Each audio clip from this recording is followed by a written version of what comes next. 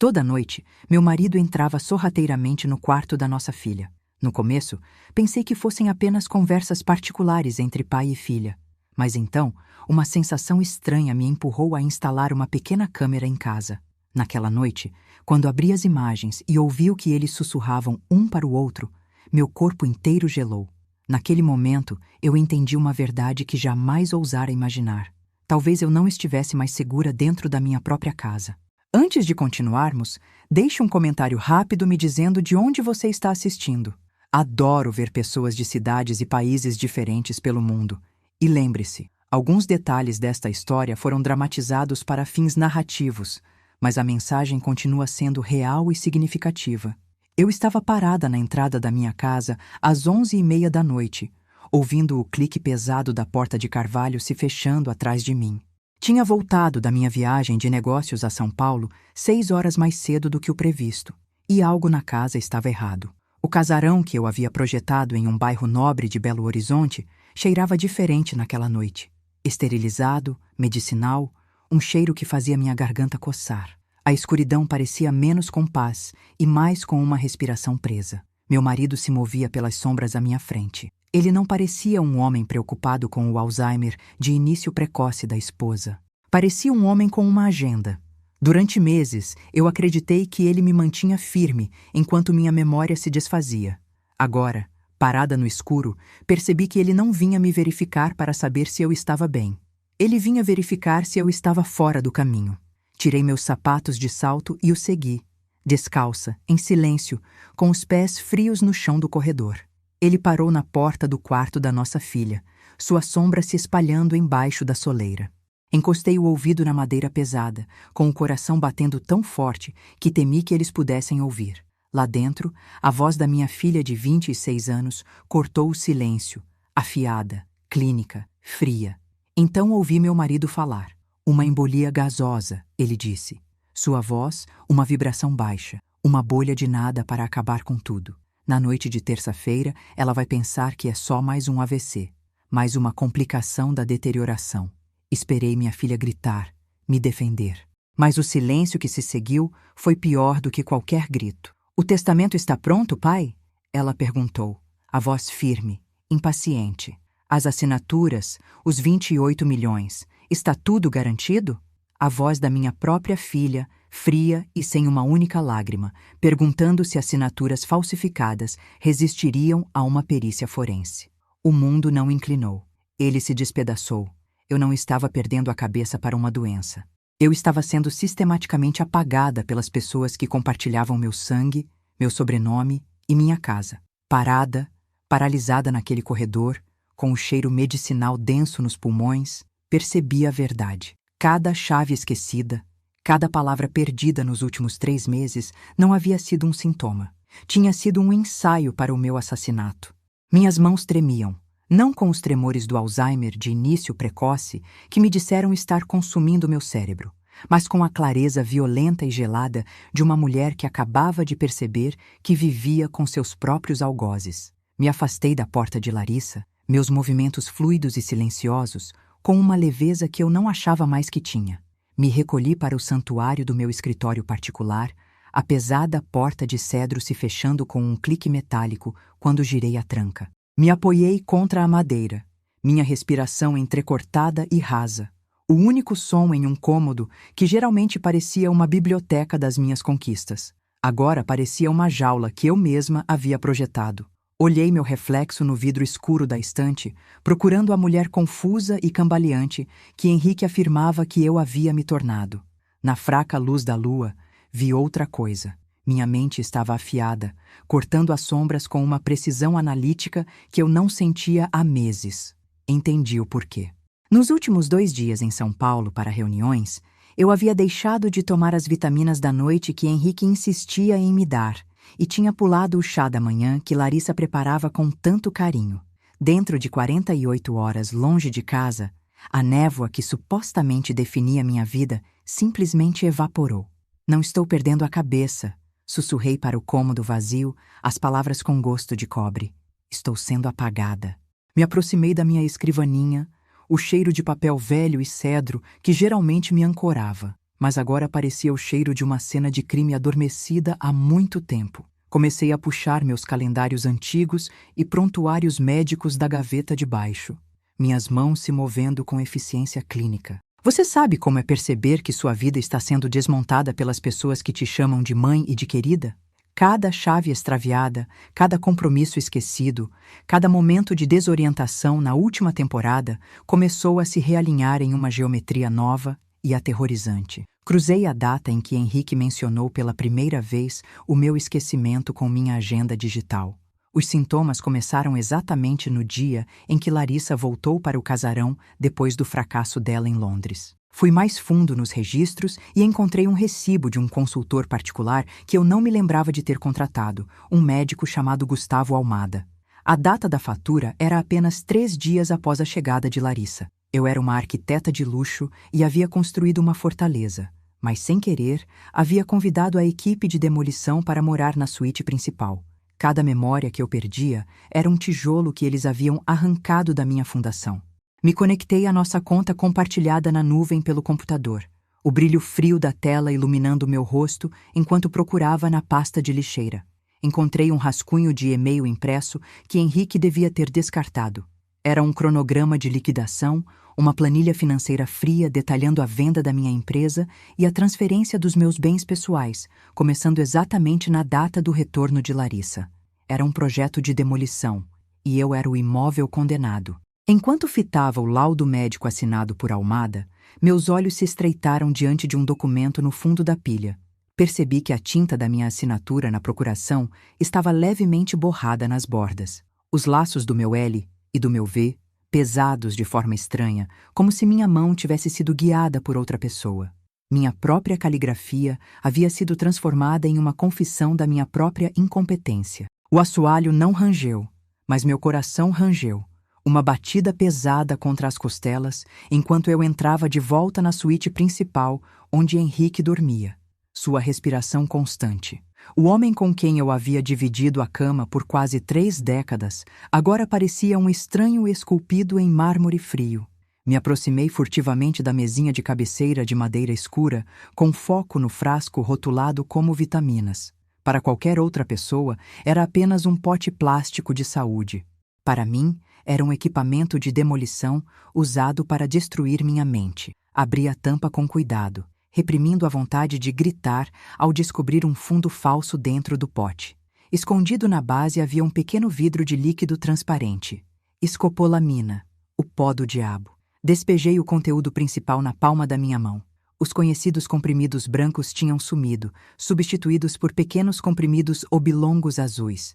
Azul, a cor da misericórdia da minha filha. Eu reconhecia esses comprimidos de um projeto anos atrás. Sedativos de alta potência usados em pacientes terminais. Os troquei por vitaminas de verdade do meu necessaire de viagem, garantindo que o peso e o barulho ao chacoalhar ficassem idênticos. Assim que tampei o frasco, ouvi o farfalhar dos lençóis. Henrique se mexeu, um grunhido baixo escapando da garganta.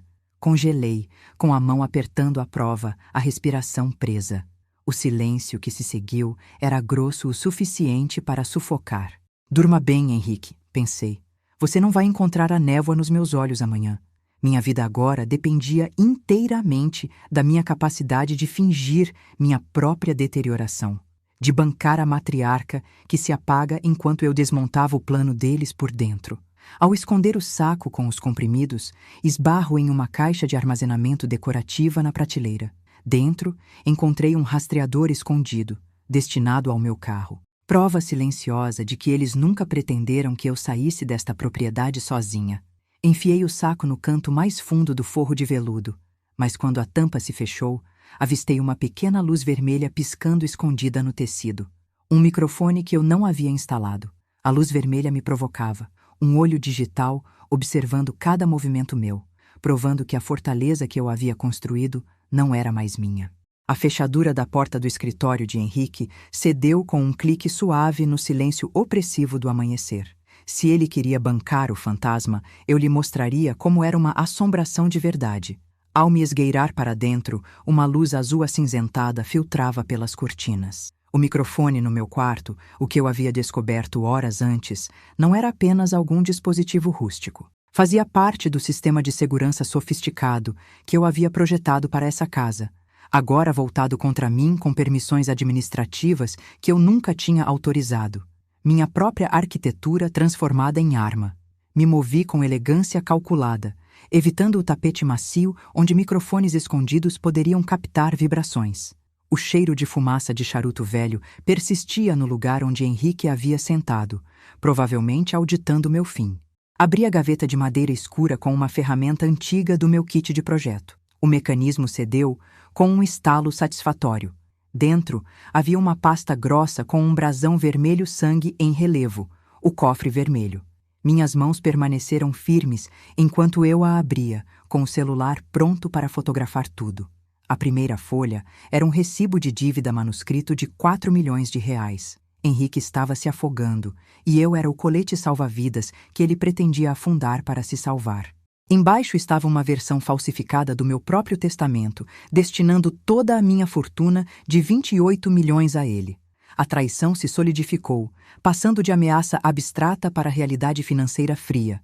4 milhões. Era tudo o que minha vida valia. Uma entrada para pagar uma dívida. Fotografei cada página com o flash desligado. Anexada ao testamento falsificado, havia uma apólice de seguro de vida que eu nunca havia assinado, com uma cláusula de indenização dupla para morte acidental, mencionando especificamente complicações médicas ou AVC. Embaixo de tudo, havia uma pequena fotografia de uma casa térrea simples com a letra de Larissa no verso. Nosso novo começo. A frieza calculada dessa frase me gelou mais do que o ar do amanhecer. Eles não estavam apenas esperando eu morrer. Já estavam escolhendo a vida que levariam quando eu tivesse ido. A fotografia queimava na minha mão. A ansiedade de Larissa para me enterrar em nome de uma vida nova. A imagem mostrava uma casa térrea simples já comprada em nome de Henrique. Ele havia usado um empréstimo com garantia do meu imóvel principal para financiar o novo começo deles. Pressionei o trinco escondido atrás do friso de madeira, minha memória de arquiteta recordando o clique exato de um mecanismo que eu havia instalado para esconder joias, jamais imaginando que um dia esconderia a arma do meu assassinato. O painel se abriu com um sussurro, revelando um vão forrado de veludo. Dentro havia um pequeno frasco de vidro sem rótulo, cheio de líquido transparente. Não precisava de laboratório para saber o que era. Escopolamina. Inodoro, incolor e letal. O fantasma perfeito para assombrar uma corrente sanguínea. Ao lado, havia um kit profissional de seringa brilhando sob a fraca luz do escritório. A embolia gasosa não era apenas uma ameaça. Era um procedimento calibrado, sendo estudado pela minha própria família. Eles estavam praticando a mecânica da minha morte. Me aprofundei mais e puxei um caderno de capa preta. O cheiro de couro velho e tinta emanou. Um aroma que normalmente achava reconfortante, mas agora parecia o odor do covil de um predador. Folheei anotações diárias meticulosas, começando 3 meses atrás. Henrique havia documentado cada dose de escopolamina que administrou, anotando minhas reações com o desinteresse distante de um cientista. 9 da manhã. Dose aumentada. Alvo mostrando a desorientação desejada. 10h15 da noite. Sessão de estratégia com L, sobre a assinatura de terça. Minha própria filha estava listada como consultora na minha demolição. As anotações usavam linguagem arquitetônica fria, integridade estrutural enfraquecendo, fundação pronta para remoção, tratando minha vida como um projeto para a bola de demolição. Vi esboços arquitetônicos do meu quarto com as saídas de ar da suíte principal marcadas em tinta vermelha. Não era só o chá. Eles estavam buscando alternativas. Virei para o fundo do caderno e encontrei um papel dobrado, um recibo de um serviço particular de cremação, pré-agendado e pré-pago para a quarta-feira, imediatamente após a minha morte marcada para terça. Eles nem queriam um túmulo para eu descansar. Queriam que eu virasse cinzas antes que investigadores pudessem fazer perguntas. Fotografei cada página com meu celular, o silêncio pressionando meus ouvidos. Ao fechar o caderno, um papel solto caiu.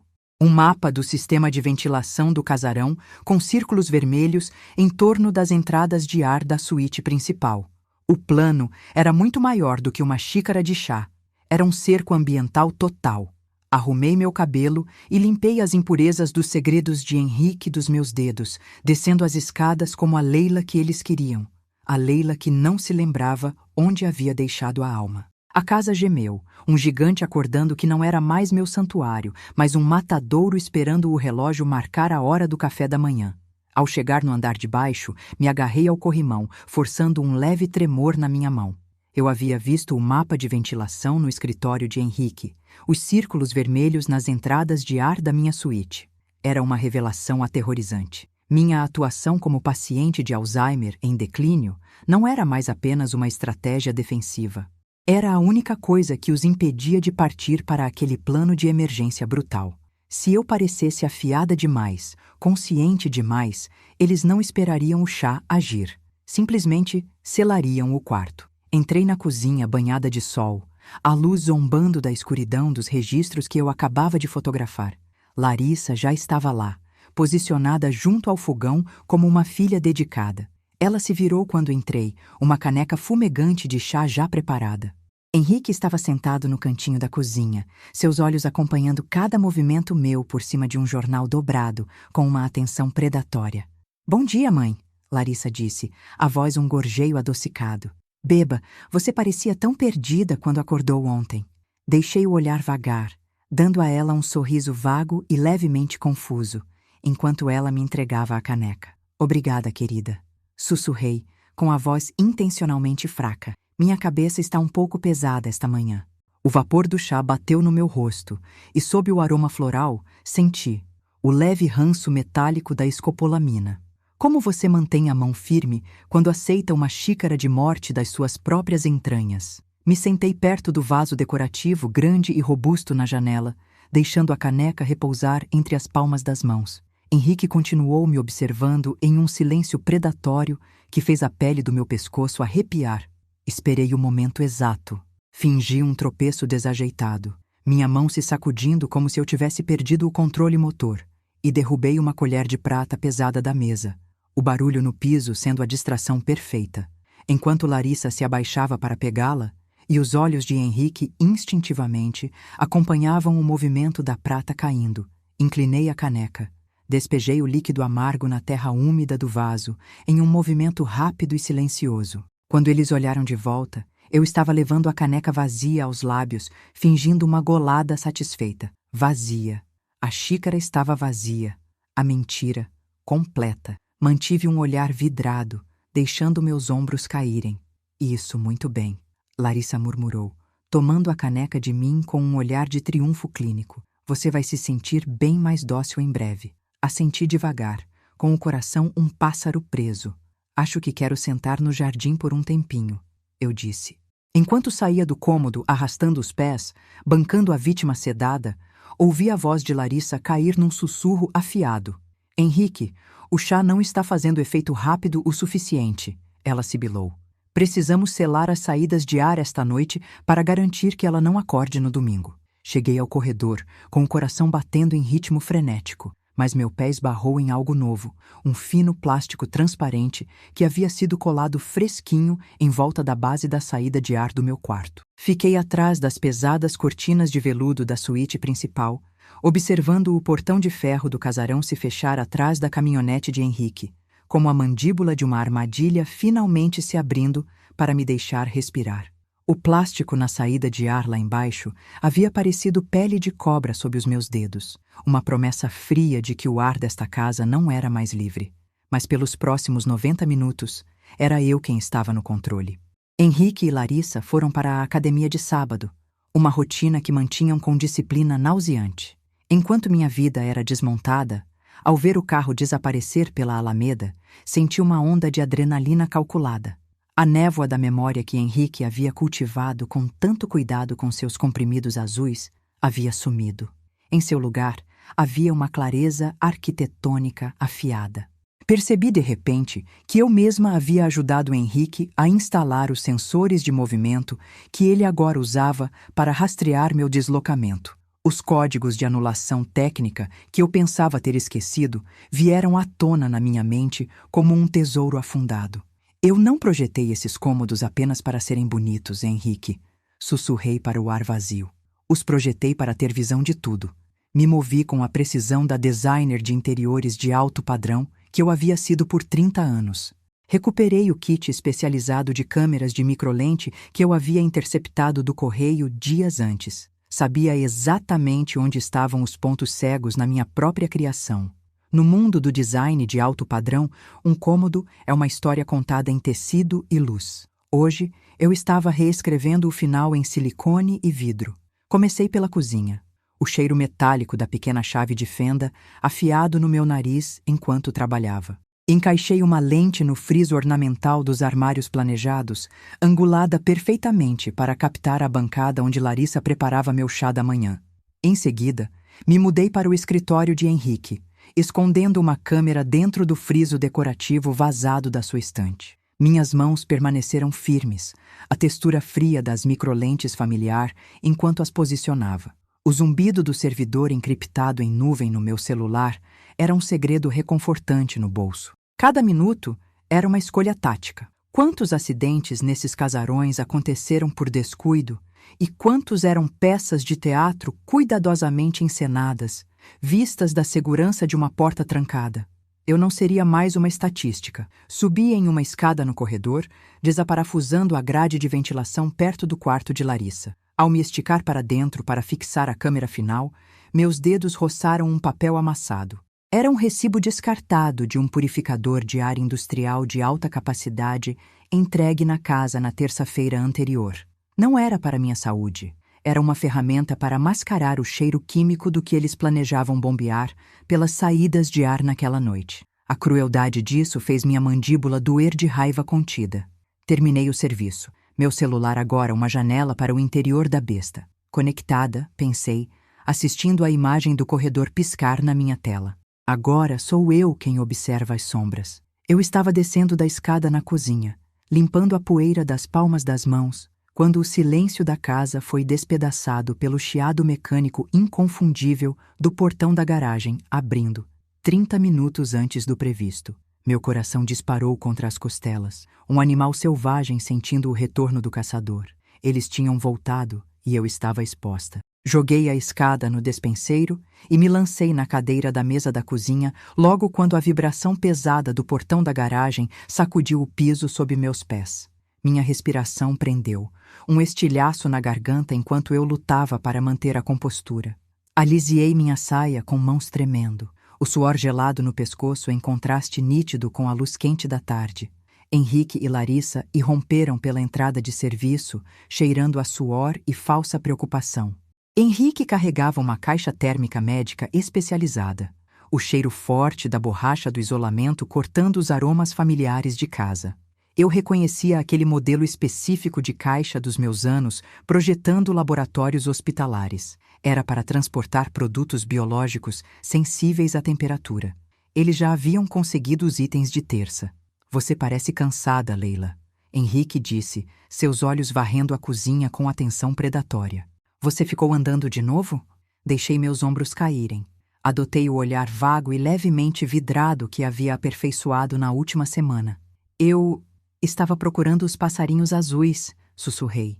Eles estavam aqui antes. Henrique pausou, seu olhar caindo para o chão. Ele notou um leve arranhão no piso de madeira onde a escada tinha ficado. Senti meu pulso disparar. Pensando rápido, me atrapalhei com meu guardanapo de linho e o deixei cair no chão, fingindo um tremor violento na mão ao me abaixar para pegar. A suspeita de Henrique vacilou e morreu, substituída por um sorriso frio e satisfeito. Ele me descartou como uma casa em meio à demolição que não requeria mais sua atenção total.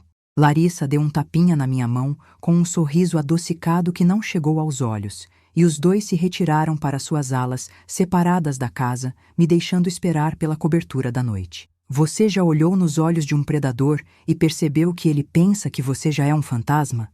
Passei as horas seguintes em um estado de animação suspensa, me movendo pela casa como o espectro que eles acreditavam que eu era. Quando o relógio finalmente marcou 10 da noite, me recolhi para o escritório sob o pretexto de dormir cedo. Sentei no escuro. A única luz, o brilho azul da tela do tablet enquanto eu abria o aplicativo de vigilância encriptado. Meu coração não estava apenas batendo, estava fazendo uma contagem regressiva. Cada segundo digital naquela tela era um pulso que eles pretendiam roubar. Exatamente às 22h05, a câmera do corredor captou o passo rítmico de Henrique. Ele apareceu na tela, se movendo com uma precisão arrepiante. Ele não bateu. Sacou uma chave do bolso e entrou no quarto de Larissa. Era a prova irrefutável de um ritual noturno, uma coordenação estruturada da minha liquidação. Tic-tac, Henrique, sussurrei para o monitor. Agora te tenho em câmera de alta definição. Observei o carimbo de data e ora se gravar no arquivo digital um registro permanente da traição deles. Mas a câmera do corredor captou mais um detalhe quando a porta se fechou. Henrique não estava apenas segurando uma chave. Estava entregando a Larissa um envelope grosso rotulado como diretriz final, um nome que parecia uma lápide. Quando a porta começou a se fechar, a luz do quarto de Larissa iluminou as mãos dele uma última vez. Ele usava luvas cirúrgicas, o látex pálido, fantasmagórico contra a madeira escura do batente. A implicação direta daquilo fez o sangue nas minhas veias gelar. Eles não estavam apenas planejando, estavam se preparando para o ato físico final do meu apagamento. O relógio digital no monitor marcou 22h15 e troquei a imagem para a cozinha. Prendi a respiração enquanto as sombras se moviam em direção à luz. Mudei a imagem para a cozinha na tela. Larissa entrou primeiro, o pijama de seda rosa claro deslizando pelo mármore. Henrique entrou em seguida, fechando a porta com um clique suave. Ela abriu o armário acima da máquina de café e retirou meu frasco de vitaminas. 3 comprimidos azuis caíram na sua palma. Ela os colocou na tábua. Henrique lhe entregou um pilão e um socador. Ela triturou os comprimidos em pó fino, movimentos suaves e metódicos, sem hesitação. 3 hoje à noite, Henrique murmurou. Dose dupla de ontem. Precisamos da confusão dela profunda o suficiente para a consulta de quinta. Larissa varreu o pó para um vidro, depois retirou um segundo vidro da gaveta. Líquido transparente, escopolamina. Ela adicionou 3 gotas, misturou com um palito até virar uma pasta azul pálida. Depois raspou de volta para dentro do meu frasco de vitaminas e o devolveu ao armário. Teste, Henrique disse. Ela pegou uma laranja da geladeira e a colocou na tábua.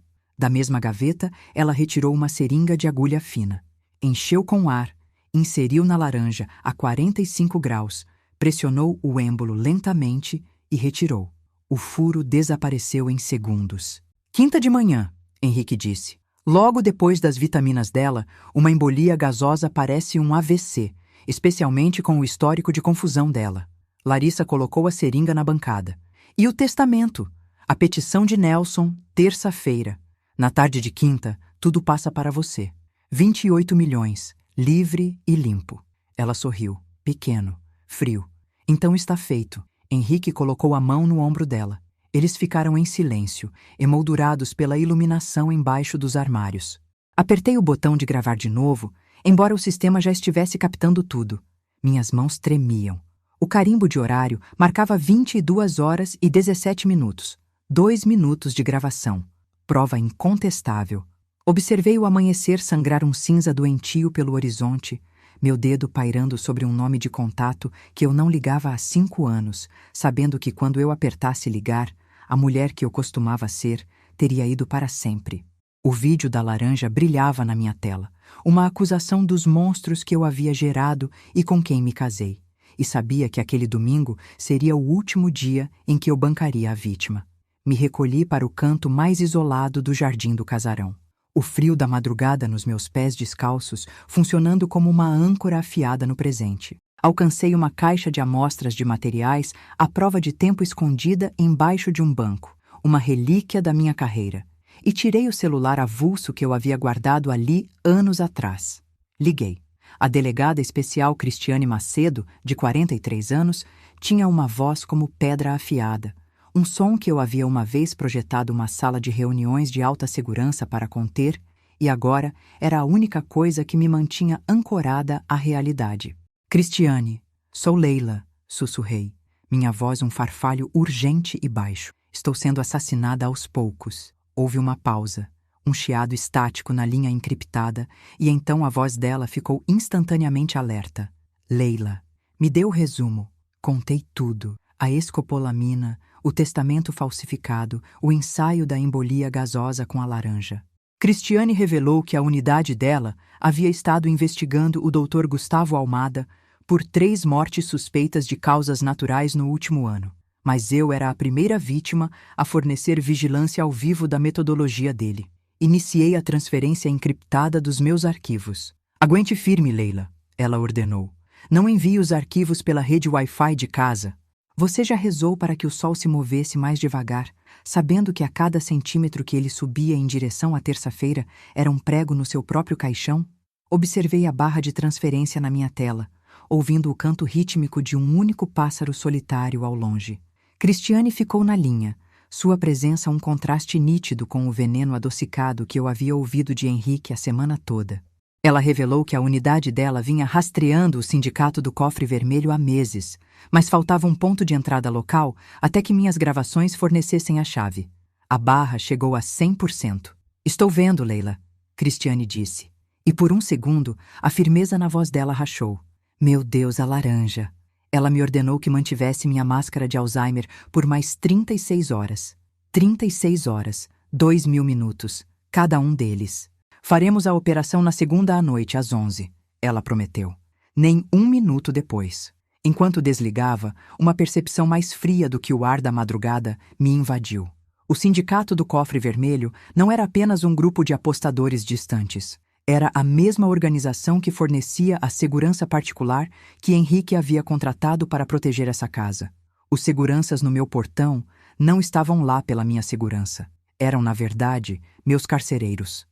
Me virei para voltar a casa tentando regularizar a respiração, mas parei na hora. Larissa estava na sacada do segundo andar, sua silhueta emoldurada pelo sol nascente.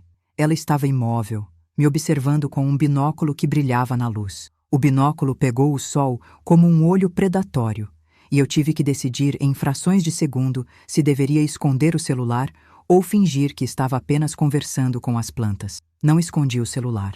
Simplesmente o deixei cair no regador e comecei a cantarolar uma melodia sem sentido, olhando fixamente para as begônias até que a sombra de Larissa recuou do guarda-corpo da sacada. Ao me inclinar sobre as flores murchas, o cheiro das begônias, úmido e em decomposição, encheu meus pulmões. Esperei até que a pesada porta de vidro lá em cima deslizasse e se fechasse antes de pegar o aparelho e voltar para dentro. Encontrei Larissa no corredor principal, seus olhos vasculhando os meus em busca de qualquer traço da mulher que havia acabado de fazer uma ligação secreta. Mãe, você esqueceu que o advogado vem às 8? Ela perguntou, com a voz carregada de uma curiosidade aguçada. Deixei minha mandíbula cair levemente. 8. Achei que o pássaro disse que era domingo, sussurrei. Percebi então que essa consulta falsa era um teste. Os sedativos que me davam eram projetados para apagar a memória de curto prazo de conversas recentes. Se eu me lembrasse de uma consulta mencionada apenas 1 hora antes, o jogo teria acabado. Fingi uma tontura, me agarrando na parede enquanto tropeçava em direção ao escritório. A deflexão tática era a única moeda que me restava. Lá dentro, tranquei a porta e abri a transmissão de segurança. Um carro preto discreto estava parado do lado de fora do portão. A vibração do motor captada pelo microfone de microlente que eu havia instalado no pilar. 28 milhões. Esse era o preço do meu coração nos registros de Henrique, e os cobradores já estavam à porta. Sentei na penumbra do escritório, assistindo à imagem de visão noturna enquanto o crepúsculo se instalava. Às 8 em ponto, Henrique desceu pela Alameda para encontrar um homem de terno cinza-carvão bem cortado, o executor do Cofre Vermelho. O executor ficou parado na Alameda como uma sombra que havia esquecido de se mover, sua imobilidade mais ameaçadora do que um punho erguido. Ajustei o áudio, o sinal cristalino. Você tem até quarta de manhã, Brandão. O executor rosnava. Depois disso, os cobradores viram coveiros. Henrique não piscou. Olhou de volta para a casa, seu rosto uma máscara de cálculo frio. Relaxa, ele disse. Até terça à noite, ela vale 28 milhões. Você vai receber seus 4. Observá-los na tela era como olhar para um ninho de cobras. A luz piscante do monitor atuando como meu único escudo contra o veneno deles. Eu não era mais uma esposa ou uma mãe. Era uma mercadoria sendo avaliada para liquidação. Então, o executor meteu a mão no casaco e entregou a Henrique um pequeno canister pressurizado. Explicou que era um catalisador, um aditivo químico para garantir que a embolia gasosa parecesse uma hemorragia cerebral natural e maciça para qualquer patologista padrão. Era o acabamento final na minha lápide. Enquanto o carro arrancava, Henrique não voltou para casa. Foi até a entrada de ventilação na lateral do prédio e bateu o canister pressurizado contra a grade de metal. O baque metálico do canister na grade ecoou pelos meus alto-falantes, um som oco e afiado que sinalizava o início da contagem regressiva final. Ele olhou para as janelas da suíte principal, um esboço de sorriso nos lábios antes de desaparecer nas sombras do casarão.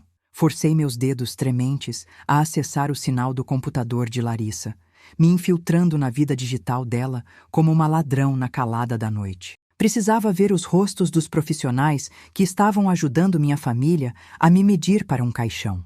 Interceptei uma videochamada em alta definição originando do quarto de Larissa, o brilho da videochamada iluminando meu escritório escuro. Na tela, Larissa estava sentada casualmente na cama, parecendo notavelmente serena para alguém discutindo um assassinato. O destinatário da chamada era o Dr. Gustavo Almada, um neurologista de 63 anos, com cabelo prateado e um gosto por abotoaduras caras, que olhava para a câmera com o desinteresse distante de um homem lendo um cardápio em vez de um mandado de morte. Observei minha filha largar completamente o papel de cuidadora dedicada, falando com o médico com a eficiência fria de uma sócia fechando um negócio. Percebi então que Almada não era apenas um médico corrupto. Henrique havia encontrado o jeito que eles se olhavam. A intimidade dos olhares deles revelava que ele era, na verdade, o ex-amante de Larissa. A conspiração não era apenas negócios, era um reencontro. A papelada está finalizada, Gustavo? Larissa perguntou. A voz um sussurro clínico e sem emoção. Não queremos nenhum atrito na manhã de quarta. Almada ajustou o cabelo prateado, o zumbido clínico do consultório audível pelos meus alto-falantes. A narrativa é infalível. Larissa, declínio agressivo de início precoce, levando à insuficiência respiratória, fatal, súbita. Quanto vale o juramento de um médico quando é pesado contra R$500 mil em uma conta no exterior? Senti o gosto de Billy na garganta enquanto eles discutiam o suborno que ele deveria receber da liquidação da minha herança. O silêncio da casa pressionava contra a porta do meu escritório, um peso que eu quase conseguia sentir.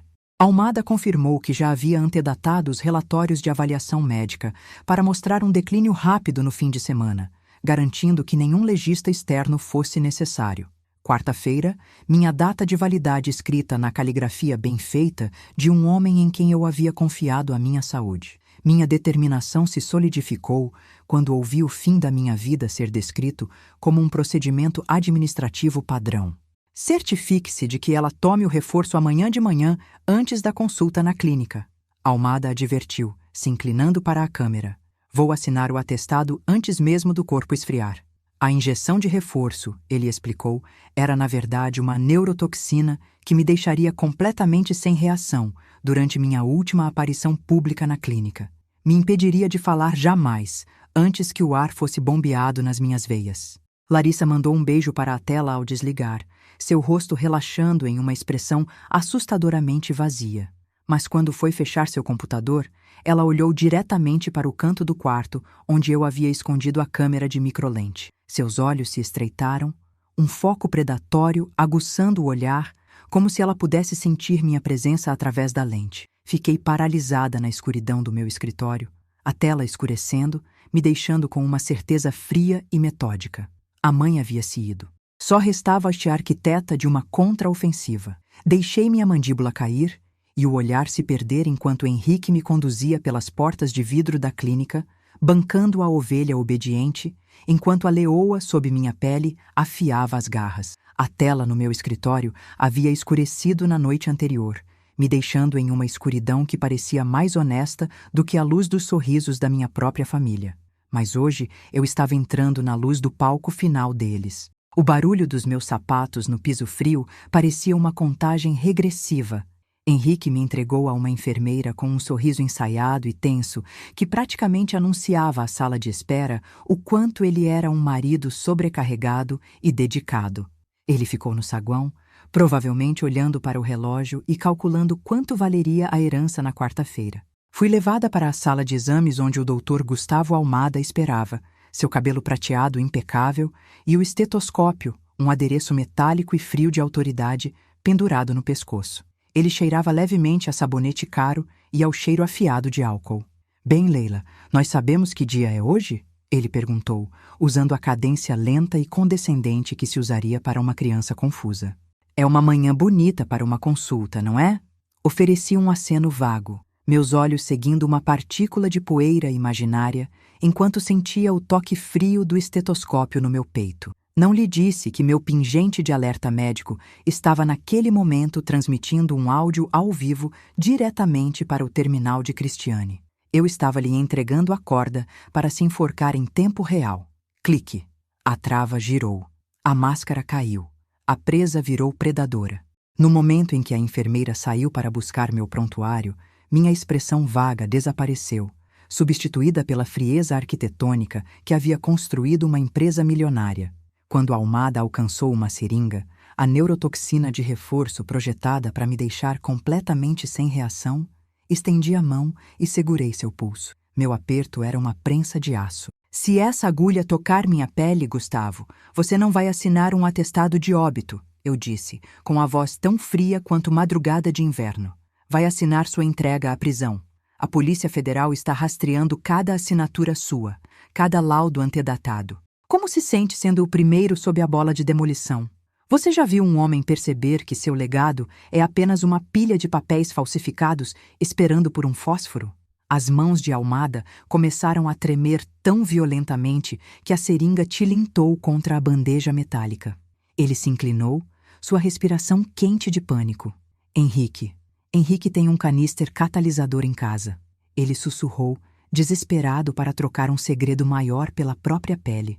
"É um gás nervoso letal. Se você resistir à injeção, ele vai usar as saídas de ar esta noite. Ele não está mais esperando quarta." Fitei-o, meu coração se endurecendo. Eu havia visto as saídas de ar circuladas no mapa, mas não sabia que o perigo era tão imediato. Saí daquele consultório com a cabeça erguida, o silêncio da clínica de repente pesado com o peso da tempestade que vinha. Mas ao cruzar o olhar com Henrique no saguão, ele não me olhava com sua máscara habitual de falsa preocupação. Ele estava encarando o monitor de segurança da clínica, o rosto se contorcendo em uma máscara de pânico puro e incontido. Ele havia visto a leoa. Henrique não falou enquanto enfiava as chaves na ignição, mas seus nós dos dedos brancos no volante me diziam que a compostura dele havia finalmente ruído. A mão no meu braço, lá na clínica, não era mais um guia gentil. Era um grilhão, dedos se enterrando na minha pele enquanto me arrastava para a saída. A volta para casa foi uma névoa de velocidade imprudente e silêncio sufocante que fazia o interior da caminhonete parecer uma câmara pressurizada. A cada alguns quilômetros, Henrique olhava para o celular com desespero agitado, o rosto empalidecendo ao perceber que o Dr. Almada não atendia. Fiquei sentada ao lado dele, encarando a passagem borrada dos arredores, mantendo a máscara esvaziada de uma mulher perdida na névoa. Na realidade, minha mente mapeava cada saída, cada arma potencial, cada linha de defesa. Chegamos na Alameda exatamente quando as primeiras gotas pesadas de chuva começaram a cair. Larissa já esperava na porta da frente, o rosto marcado pelo desespero que espelhava o de Henrique. A virada veio no momento em que entramos no hall. Henrique agarrou o frasco de remédios no balcão da cozinha, sacudindo-o com um barulho frenético. Olhou para o rótulo, depois para mim, os olhos arregalando ao notar uma pequena discrepância na forma como a tampa estava assentada. O pânico nos olhos dele sugeria que ele finalmente desconfiava que a névoa que havia cultivado podia ser mais fina do que pensava. "Almada não atende", ele sibilou para Larissa, me ignorando como se eu fosse um móvel. Algo deu errado naquela sala de exames. Larissa não ofereceu consolo. "Não temos tempo para algo deu errado", ela retrucou, a voz aguda e tensa. O executor do cofre vermelho ligou de novo. Eles estão vindo para o primeiro pagamento. Henrique e Larissa se retiraram para a cozinha. Através das câmeras de microlente sincronizadas no meu celular, os observei da sala de estar. Henrique parecia um animal encurralado, sua postura predatória substituída por um terror nervoso e baixo. Se ela está acordada, é testemunha, ele declarou, a voz caindo para uma linha plana e letal. Terminamos isso esta noite. O cronograma original de terça havia ido por água abaixo. A bola de demolição estava balançando antes da hora. Larissa concordou com a cabeça, o rosto frio. 11 da noite, durante a troca de turno da delegacia local. Sem sirenes, sem erros. Você já ouviu a hora exata da sua morte ser agendada como uma consulta no dentista? É um tipo de horror surreal e clínico. Larissa revelou que já havia desligado o sistema de segurança principal, achando que estava cegando minhas defesas. Não tinha ideia de que minhas câmeras de microlente alimentavam um servidor particular na nuvem. Observei Henrique alcançar a caixa térmica médica e puxar a seringa, seus olhos se encontrando com os de Larissa em um pacto silencioso de assassinato. Passei a tranca pesada da porta do meu quarto, o som parecendo o lacre final de um sarcófago, enquanto eu assistia meu marido no monitor, testando o êmbolo de uma seringa cheia de nada além de morte. O soar das 11 da noite não parecia apenas um sino. Parecia o primeiro golpe de um martelo contra uma fundação. Sentei em escuridão total. A única luz, o brilho frio do tablet refletindo nos meus óculos. Na tela, Henrique se movia pela cozinha com uma calma arrepiante e eficiente, conferindo 2 vezes a bolha de ar na seringa. Ao lado dele, Larissa contava uma pilha de dinheiro de emergência do cofre do chão. Seus movimentos frenéticos, mas gananciosos. Estendi a mão e toquei a saída de ar perto dos meus pés. Minutos antes, havia descoberto que o plástico que eu havia notado mais cedo não era uma simples tampa. Era um sensor de pressão que Henrique havia instalado para alertá-lo se eu tentasse abrir a porta. Ele havia voltado minha própria lógica de segurança contra mim. Está na hora, Larissa, Henrique disse no monitor. Sua voz uma vibração baixa que fez minha pele arrepiar. Certifique-se de que o sistema nas saídas de ar está ativo. Larissa ergueu o olhar, o rosto uma máscara de resolução fria. Estou pronta. Vamos terminar com isso. Conferi meu relógio, o pulso uma bateria frenética contra o silêncio absoluto. Henrique se virou para o corredor, resolução predatória no rosto, marcando o início do seu último caminho, em direção à minha porta. Bum! A fundação não apenas rachou, explodiu. Exatamente às 23h03, o silêncio da noite foi despedaçado pelo estrondo explosivo de uma bomba de efeito moral no hall.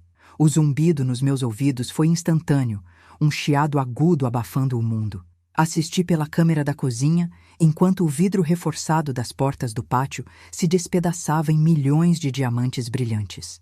Uma enxurrada de agentes da Polícia Federal em equipamento tático preto tomou o cômodo, as luzes das armas cortando a escuridão como holofotes frenéticos. Henrique foi derrubado no chão de mármore com uma violência surda antes de conseguir soltar a seringa.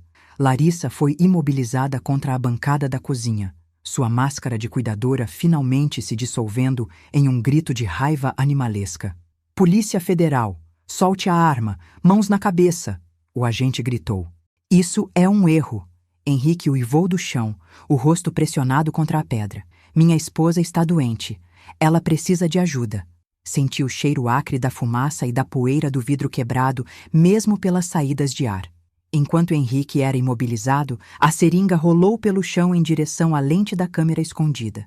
Minha respiração prendeu ao vê-la claramente sob as luzes táticas brancas e ofuscantes. A ponta não estava apenas com ar. Estava coberta de um resíduo escuro e pegajoso. O gás catalisador em forma líquida sobre o qual Almada havia sussurrado, prova física da intenção deles de me apagar. Observei enquanto os agentes limpavam o cômodo, seus movimentos uma dança coreografada de justiça. Cristiane entrou na cozinha, seus olhos encontrando a lente da câmera escondida, enquanto ela erguia um tablet mostrando meu próprio sinal ao vivo da prisão. Ela sabia que eu estava ali, assistindo à demolição da minha vida antiga. Andei até a cozinha, o vidro das portas do pátio estalando sob minhas chinelas, como os restos congelados da vida que eu havia construído, com os 2 monstros agora imobilizados no meu chão. Abri a porta do meu quarto, o som ecoando por uma casa que não era mais minha, mas uma cena de crime que eu havia projetado para os capturar. O cheiro metálico das algemas e o odor acre da fumaça da bomba enchiam o ar, denso e sufocante. Henrique e Larissa estavam ambos no chão, os rostos pressionados contra a bancada de mármore fria. Henrique ergueu o olhar quando me aproximei, sua expressão se transformando em uma máscara teatral frenética de alívio. Leila, graças a Deus você está acordada, ele gritou, a mentira já se formando nos lábios como um reflexo. Esses homens, eles estão tentando nos prejudicar.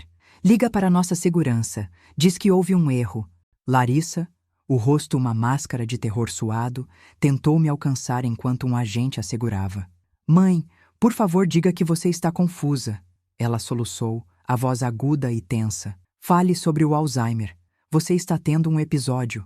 Você não sabe o que está vendo. Não falei. Simplesmente fiquei lá, os observando com um distanciamento clínico que parecia aterrorizá-los mais do que as armas dos agentes apontadas para eles. A performance de Henrique atingiu um ponto crítico quando ele desesperadamente tentou mudar de versão, alegando que a seringa encontrada ao lado dele era na verdade para minha própria proteção, um sedativo necessário para meu surto. Ele até estava disposto a sacrificar a própria filha para se salvar, começando a balbuciar que Larissa havia manipulado suas dívidas de jogo para forçá-lo a essa intervenção médica desesperada. Como a voz de um homem pode soar tão vazia quando ele está implorando por uma misericórdia que nunca teve a intenção de dar? Cristiane deu um passo à frente, o brilho da tela do tablet na mão cortando a penumbra da cozinha. Ela colocou o aparelho na bancada de mármore, bem ao lado da seringa, que ainda continha o catalisador da minha morte pretendida. Temos 47 gravações dos seus encontros noturnos, Henrique, ela disse, a voz como gelo. O júri vai achar o padrão muito instrutivo. Ela deu play, e o vídeo acelerado da câmera do corredor começou a rolar. Uma história de assombração digital documentando cada vez que Henrique havia entrado no quarto de Larissa para planejar. Então, ela passou para o áudio da noite de sábado. A voz de Larissa encheu a cozinha, fria e focada, enquanto ela praticava com a laranja e discutia embolias gasosas e liquidação. 47 vezes. 47 respirações que eles deram enquanto planejavam roubar as minhas. A voz de Henrique morreu na garganta, enquanto suas próprias palavras ecoavam de volta para ele. A integridade estrutural das mentiras dele finalmente desabou em um silêncio ofegante e patético. Olhei para a casa que eu havia construído, o santuário que eu havia projetado, que eles haviam transformado em um matadouro. Era uma prisão agora, mas não para mim. Tenho mais uma coisa para vocês ouvirem, eu disse, minha voz firme e reflexiva. Há 2 horas, transferi todos os bens líquidos para uma conta em custódia judicial. Vocês não vão apenas para a prisão, vão para lá com patrimônio líquido zero. Enquanto os agentes arrastavam Henrique para a porta, ele olhou de volta para mim, seus olhos não mais azuis, mas um cinza chato e predatório. Ele se inclinou ao passar e sussurrou um nome que eu não reconhecia, o nome do homem que verdadeiramente possuía sua dívida. As sirenes lá fora foram se apagando, mas o nome que Henrique havia sibilado permaneceu como um veneno persistente.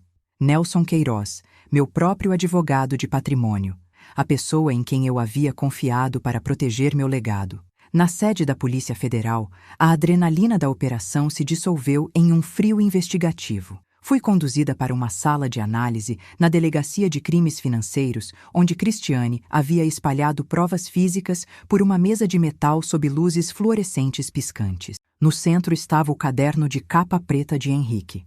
Cruzamos o caderno com suas gravações em alta definição do corredor, Cristiane disse, sua voz ecoando contra o zumbido dos servidores. Cada carimbo de hora no servidor corresponde a uma entrada no registro dele. Ele não estava apenas tramando, estava auditando o seu declínio. Fitei a caligrafia arquitetônica cuidadosa, detalhando minhas falhas de memória como rachaduras finas em uma fundação. Então Cristiane soltou a bomba. Você não foi o primeiro alvo. Identificamos 2 outras mulheres ricas com mais de 50 anos que morreram de AVC natural em 2023 e 2024, ambas casadas com homens com dívidas massivas no cofre vermelho, ambas assessoradas por Nelson Queiroz. Ela me mostrou o registro de liquidação do dispositivo encriptado de Henrique. Meu nome estava listado sob Projeto Brandão, fase 3. Os 28 milhões não eram o objetivo final. Era uma cota que Henrique precisava atingir para salvar a própria pele. Eu era apenas uma linha em uma planilha, não é? Perguntei, a voz fria. Para eles, Cristiane respondeu, você era um ativo de alto rendimento com data de validade. Mas a revelação mais devastadora ainda estava por vir. Sua filha não era uma participante passiva. Ela recebia comissões separadas do sindicato por cada mês que a mantinha drogada. Ela recebia um salário para torturá-la. Senti um isolamento profundo enquanto Cristiane deslizava mais uma pasta pela mesa. Estava rotulada com o nome da minha própria mãe, com data de 20 anos atrás. A traição não havia começado com Henrique. Era um ciclo que se alimentava da minha família há décadas. A porta de metal da sala de interrogatório parecia pesada como um cofre. Eu estava prestes a entrar para ver se Henrique ainda tinha uma alma para vender. Não esperei o agente abrir a porta. A empurrei eu mesma. O cômodo era estéril, cheirando a produto de limpeza industrial e ao ar parado do desespero. Henrique estava sentado à mesa de metal, com uma aparência desgrenhada, a camisa cara manchada de suor.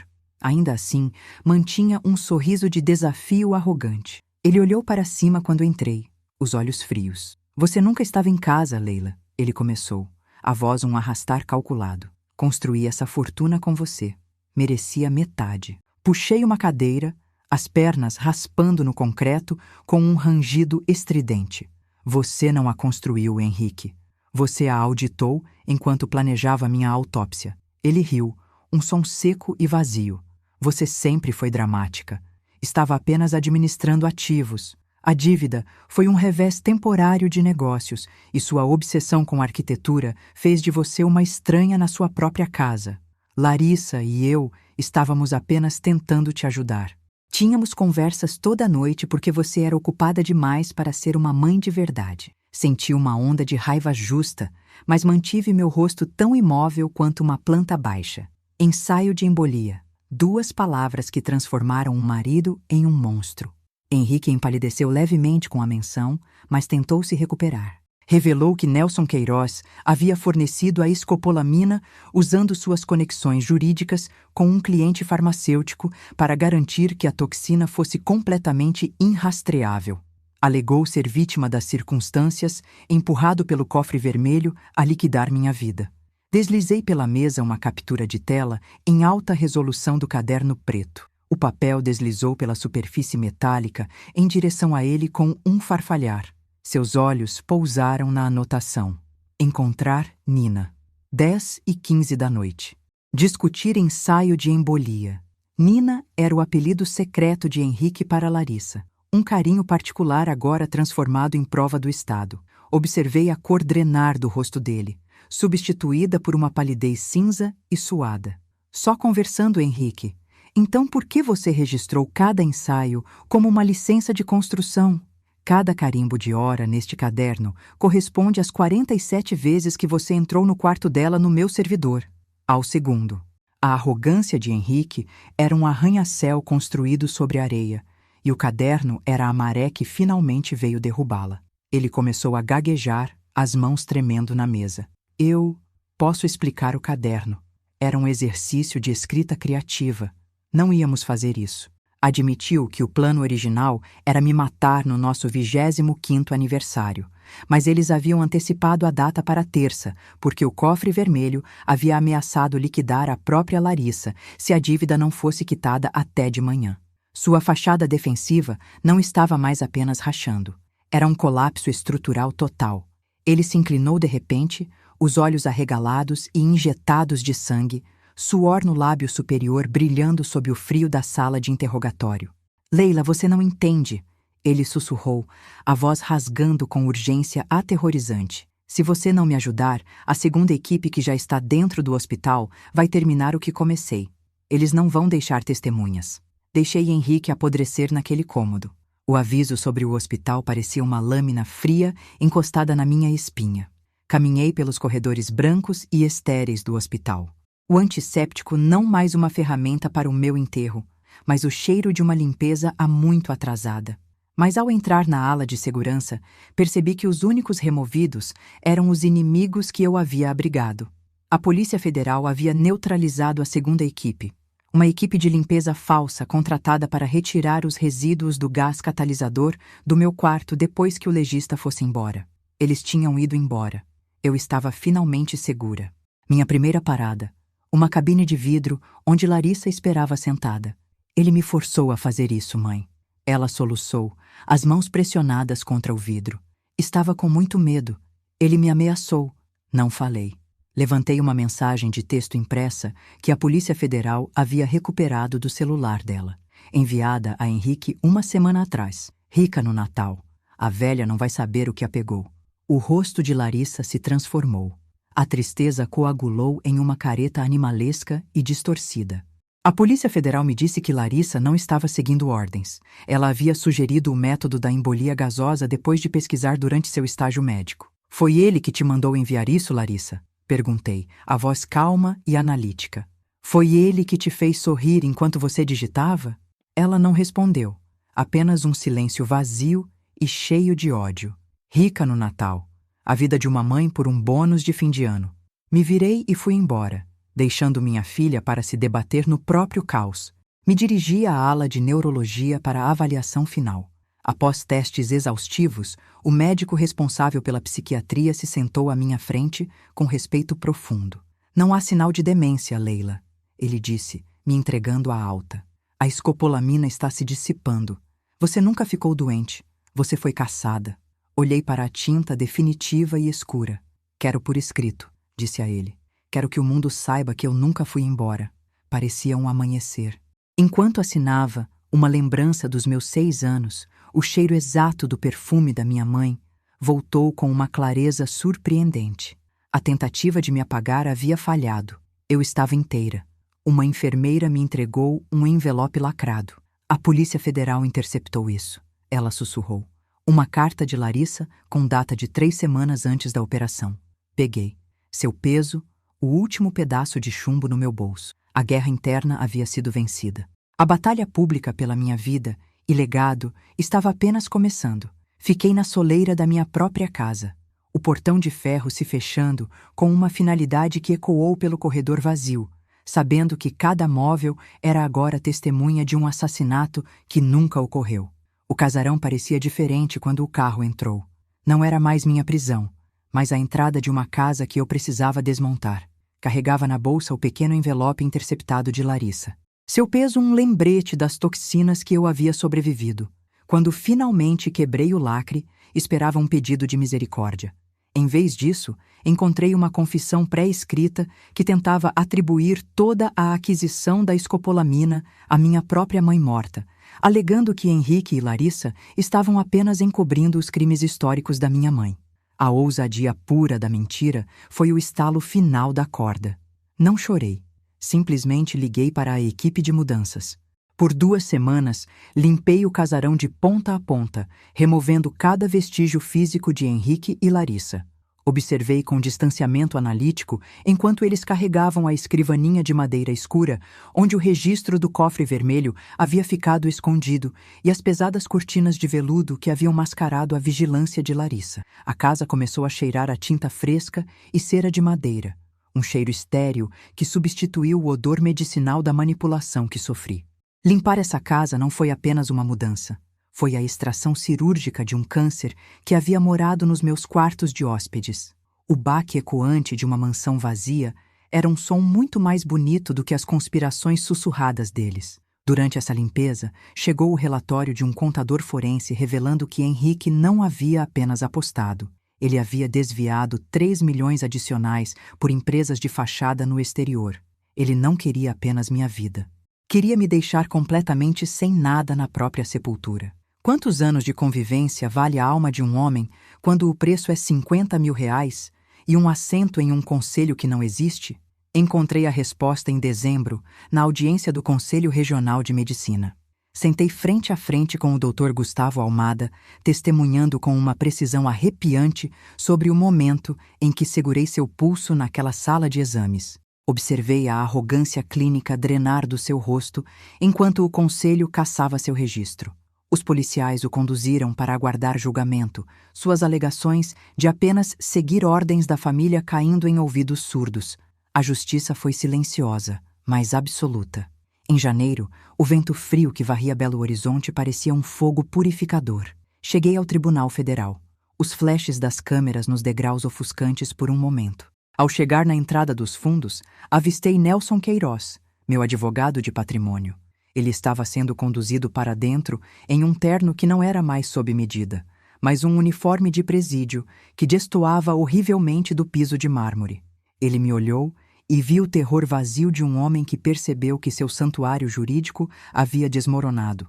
Apertei a alça da minha pasta, meus saltos ecoando contra os degraus de mármore do tribunal como uma contagem regressiva rítmica para o momento em que eu finalmente olharia nos olhos da minha filha sem máscara. As portas do tribunal se abriram, o cheiro de papel velho e poder institucional saindo ao meu encontro.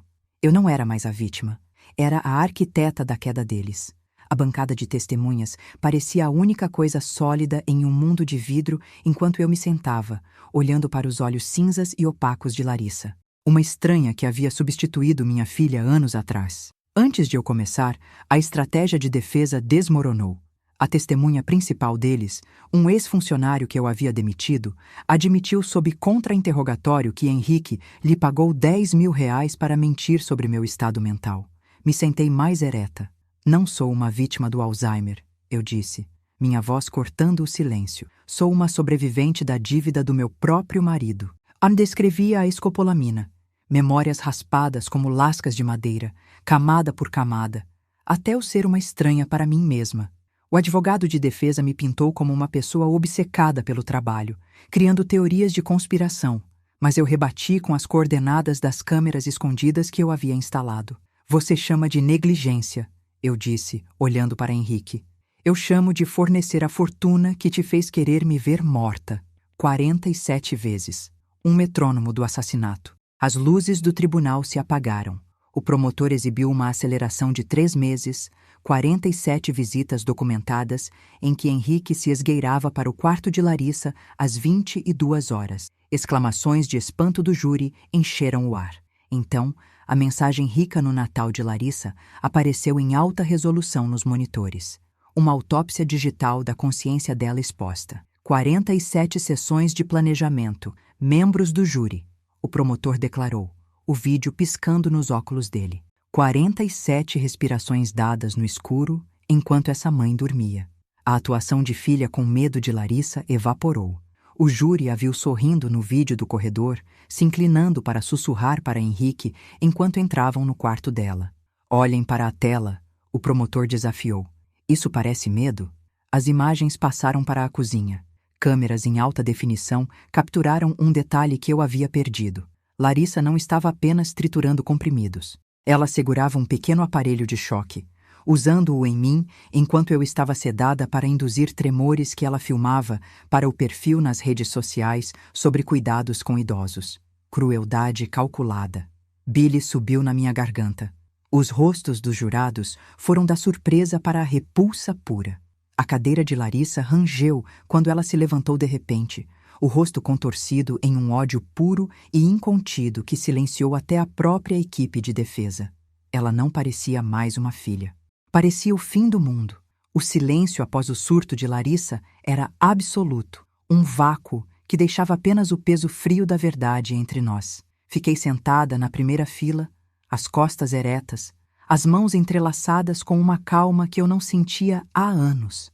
Enquanto o júri entrava, percebi que o colapso estrutural da minha família estava completo. Nelson Queiroz havia se tornado delator do Estado, fazendo o sindicato do Cofre Vermelho inteiro ceder sob pressão federal.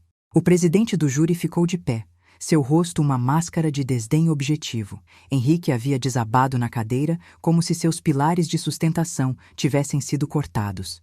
Larissa permaneceu imóvel, os olhos fixos nos monitores em branco que acabavam de transmitir a traição dela. Culpado na acusação 1, tentativa de homicídio doloso em primeiro grau. A voz do presidente do júri era uma cadência constante de destruição. Culpado na acusação 2, fraude financeira agravada. Culpado na acusação 3, tortura psicológica sistemática. Culpado. Uma palavra desmontando uma mentira de 28 anos. Olhei para Larissa, uma estranha que eu havia criado por acidente, e me perguntei quando a filha que eu conhecia havia sido raspada. O juiz Humberto Falcão, de 70 anos, franziu os lábios com desdém. Não esperou por formalidades. Vocês trataram uma vida humana como uma linha em uma planilha, Sr. Brandão, ele disse, sua voz ecoando. Agora, o Estado fará o mesmo com a sua liberdade. O juiz citou crueldade extraordinária ao usar o amor de uma mãe para desferir ataques calculados. Sentenciou Henrique a 25 anos e Larissa a 22 anos de prisão federal, sem possibilidade de liberdade condicional. A batida do martelo foi a bola de demolição final, reduzindo o legado Brandão a pó. O juiz acrescentou um detalhe arrepiante. Henrique havia recentemente tentado contratar mais uma apólice de seguro de vida, desta vez sobre a própria Larissa. Mesmo na parceria de sangue e assassinato deles, eles se auditavam mutuamente em busca de estratégias de saída.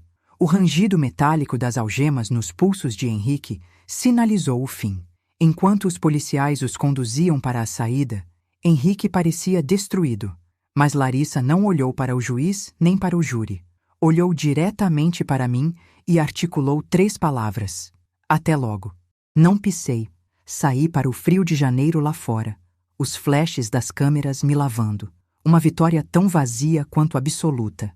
Desci os degraus do tribunal para a luz do sol de janeiro em Belo Horizonte, deixando para trás o circo da minha vida antiga. A ameaça sussurrada de Larissa já estava congelando no ar frio. Eu havia legalmente voltado com meu sobrenome de solteira, Leila Vilela, meses atrás, apagando o legado Brandão da minha fundação e do meu futuro. Eu não era mais uma arquiteta de luxo para a elite.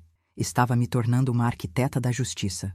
Não perdi tempo em lamentações. Usei meus recursos para comprar o prédio comercial que Nelson Queiroz havia perdido na falência, o mesmo lugar onde a conspiração contra mim havia sido cultivada. Supervisionei cada centímetro da reforma, substituindo as pesadas paredes de madeira escura do engano por vidro e luz. Contratei contadores forenses e defensores jurídicos, dedicando 5 milhões de reais para investigar manipulação de idosos e exploração financeira. O espaço foi equipado com a mesma tecnologia de vigilância que eu havia usado para salvar minha própria vida, mas desta vez como um santuário para os vulneráveis. Não estou mais construindo casas para a elite cristiane, disse enquanto estávamos no novo saguão. Estou construindo fortalezas para os esquecidos. Ela olhou para os monitores de vigilância alinhados na parede e concordou com a cabeça.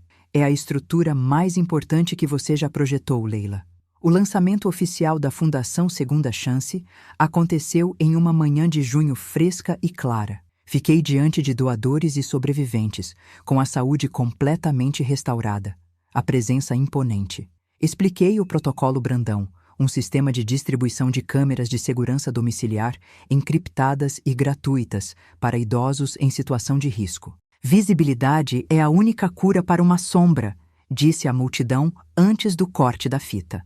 Eles tentaram me apagar, mas em vez disso me deram o projeto para proteger vocês.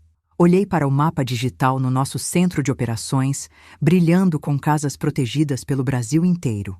O trabalho havia começado. Deixei a cidade para trás, os prédios que um dia projetei recuando como lápides de uma vida que eu finalmente estava enterrando, seguindo em direção ao silêncio da Serra da Canastra. A viagem foi longa, o concreto cedendo ao verde exuberante do interior de Minas. Meus olhos rastreavam um único ponto vermelho piscante no tablet, um sinal do casarão que eu achava ter vendido. Ao cruzar o trecho final da estrada, o mistério se dissolveu.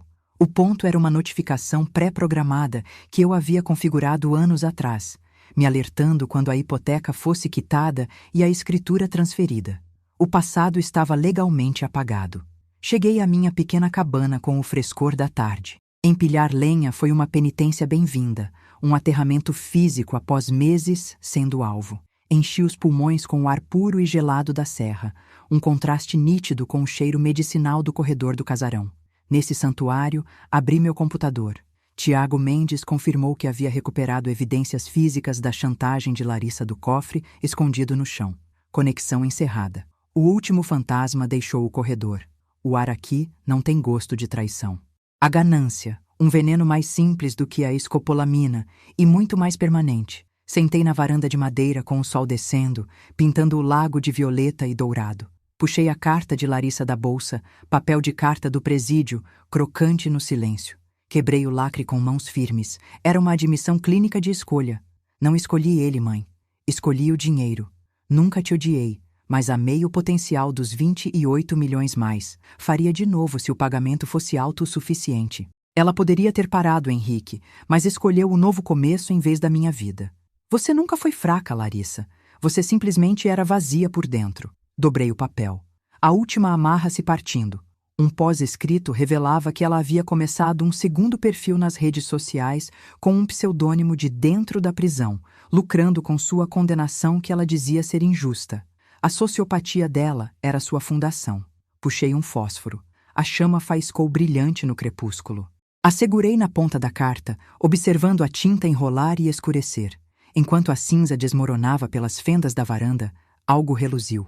Um único anel de ouro escondido no envelope. A aliança de casamento da minha mãe, desaparecida há 20 anos. O anel parecia pesado na minha palma. Um círculo frio de ouro que havia sobrevivido a uma geração para encontrar seu caminho de volta a mim. Deslizei-o no dedo. O metal surpreendentemente quente, como se minha mãe o tivesse guardado por 20 anos. Sentei na varanda da cabana, os pés balançando sobre a terra de Minas, observando as estrelas piscarem acima do lago. Larissa havia roubado esse anel do meu cofre anos atrás, um troféu da vida que ela pretendia desmontar. Agora o enviou de dentro da prisão, esperando que a sentimentalidade me amolecesse a ponto de visitá-la. Era um cálculo patético. O legado de uma família não se encontra em joias, mas na resiliência do sangue que a carrega. Henrique e Larissa haviam usado minha própria mente arquitetônica para me enterrar, construindo um labirinto de manipulação e produtos químicos como meu túmulo. Essas mesmas estruturas se tornaram as paredes da prisão deles. Abri meu tablet encriptado e fiz uma entrada final no registro da Fundação Vilela, fechando oficialmente o arquivo do Projeto Brandão. Você não ganhou, Larissa, sussurrei para o frio. Você trocou uma mãe por uma jaula. Esse anel é o único ouro que vou guardar. O resto alimenta a fundação, garantindo que nenhuma outra mulher durma com fantasmas. O trauma foi um projeto que vivi dentro por tempo demais. Hoje eu o rasguei e caminhei para o sol. Fiquei na beira da água. O céu ficou violeta profundo, espelhando o lago. Respirei o ar gelado da serra e percebi que não conseguia mais ver os monitores de vigilância ou as sombras das 47 visitas. Sou a arquiteta do silêncio agora. Do outro lado da água, uma única luz brilhava. A cabana de Cristiane. Ela havia se aposentado cedo para ajudar a administrar a fundação, uma sentinela silenciosa que se tornou a irmã que eu nunca tive. Não estava sozinha. Havia construído uma família escolhida em uma fundação que não poderia ser falsificada ou roubada. Olhei meu reflexo, afiado, claro, sem o peso de antes. 48 vezes eu havia sobrevivido às tentativas de me apagar. Eu estava inteira, estava sã, estava livre. O sol mergulhou além do horizonte. Pela primeira vez, não olhei para trás para ver quem estava me observando. Me virei para a cabana, o anel de ouro, uma âncora permanente para um futuro que eu mesma projetei. Olhando para trás agora, percebi que o maior erro que cometi foi acreditar que sucesso, dinheiro e uma casa linda poderiam garantir lealdade. Passei a vida construindo paredes sólidas e estruturas elegantes, mas ignorei as pequenas rachaduras, crescendo silenciosamente dentro da minha própria família. Muitas tragédias começam exatamente assim, como as histórias de drama familiar que ouvimos todo dia, onde a confiança lentamente se transforma em traição. Se há uma lição que quero compartilhar, é esta. Nunca ignore os sinais de alerta, simplesmente porque eles vêm das pessoas mais próximas de você. Histórias assim costumam começar com silêncio, negação e confiança cega. Aprendi que proteger sua vida às vezes significa fazer perguntas difíceis e enfrentar verdades dolorosas. Mesmo no meu momento mais sombrio, quando tudo parecia perdido, acredito que Deus colocou as pessoas certas e o momento certo no meu caminho. A fé e a verdade eventualmente trouxeram a luz de volta para a minha vida. É por isso que histórias como essa não são apenas sobre traição, mas sobre sobrevivência e reconstrução. E às vezes, a voz mais corajosa em uma história de traição é a que quase foi silenciada para sempre. Obrigada por ficar comigo até aqui. Antes de ir, me diz nos comentários: o que você faria se descobrisse que o perigo morava dentro da sua própria casa? Se essa história tocou você de alguma forma, considere se inscrever para não perder as próximas. Nota importante: alguns elementos foram dramatizados para fins narrativos, mas a mensagem é real. Se esse tema não é do seu agrado, fique à vontade para explorar outros vídeos no canal. Um grande abraço